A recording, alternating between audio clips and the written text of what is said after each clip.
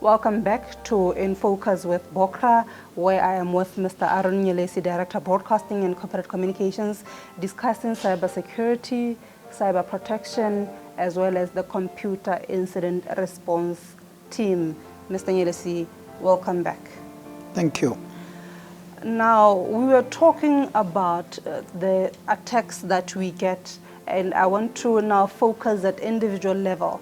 From time to time, we actually get these requests or pop-out messages, or even on the landing page of a website that requires us to either proceed or not proceed in order for them to be able to profile us for marketing purposes or otherwise. What would be your advice on that, and how can individuals protect themselves from such phishers or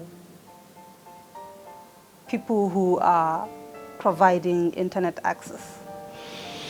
Yes, thank you. Thank you for the question. Yes, indeed. For you to get access to internet, somebody has to give you a gateway. Somebody has to enable you to access the internet.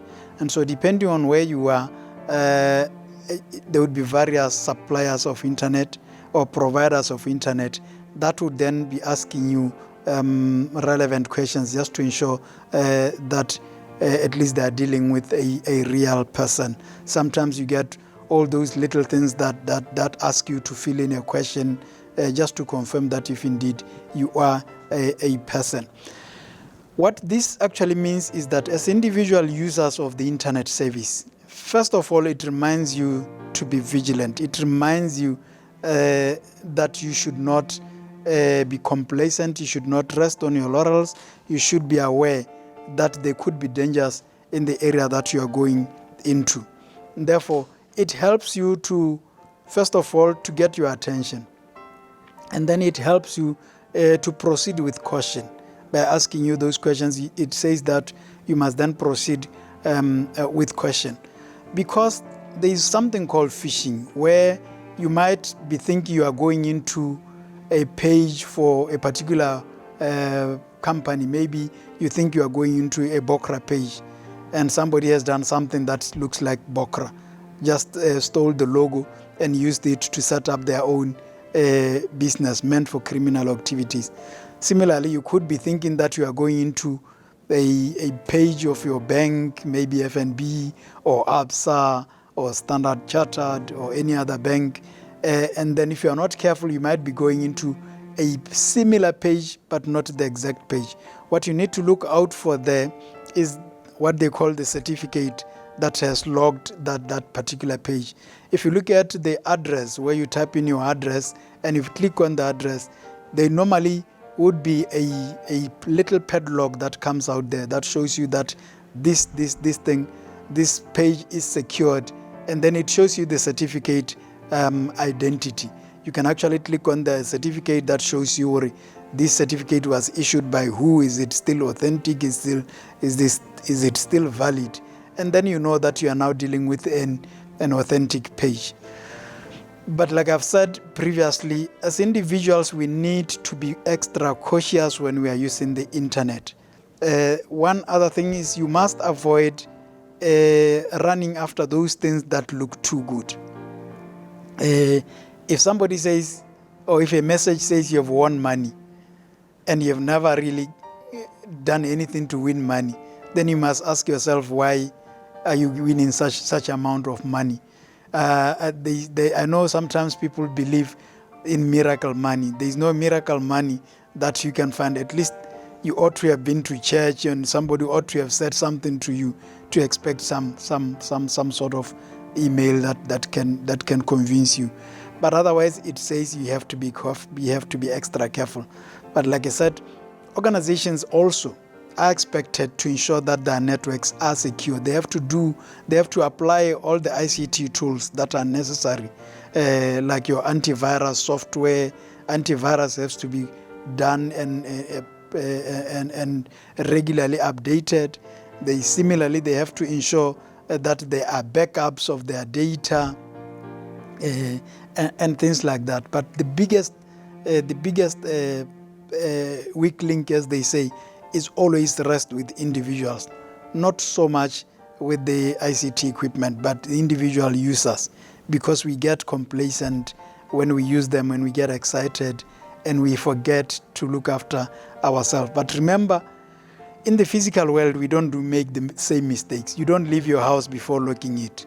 You don't meet somebody in the street and then you are comfortable with going with that person unless you know them. You need to ask the relevant questions before you can accept something from a person. That's what we need to be doing also on the cyberspace. It sounds to me like the cyberspace is literally just a reflection of the analog world. We just need to be as careful as we are when we are walking on the street or in a passage at night. Exactly. That's exactly, you put it right. I couldn't have put it any better. That's how the people should be looking at the internet. But the thing is, we can't avoid the internet. As I said, we are now, everything operates on the internet. Business, personal lives, even education of our primary school kids now. That's why we need to be extra careful. Okay. Now, in closing, can you just give us a bit of how companies can protect themselves, because you're saying everything is now migrating online, and now we're talking about entities that have the potential to lose a lot of money or the potential to have access to confidential information that is being exploited and maybe them being held at ransom for such kind of information. Any extra advice on how companies can protect themselves as we're closing? ICT people know it better. Every company has a network administrator. As I've said, network administrators, their job requires them to be on their toes. They have to apply all the necessary ICT tools to ensure that their networks are secure. They have to be regularly ensuring that their data backup is done. They have to ensure that they train or they drill their people on the use or proper use of the internet, including passwords and how their passwords should be configured. They have to have a policy of how to use the internet and how often to renew your passwords, etc. I think the biggest thing that companies need to do is just education of their staff members. As I've said, the biggest link or the biggest weak link is actually in individuals more than it rests with ICT tools. It's only with continuous education that we'll ultimately get it right.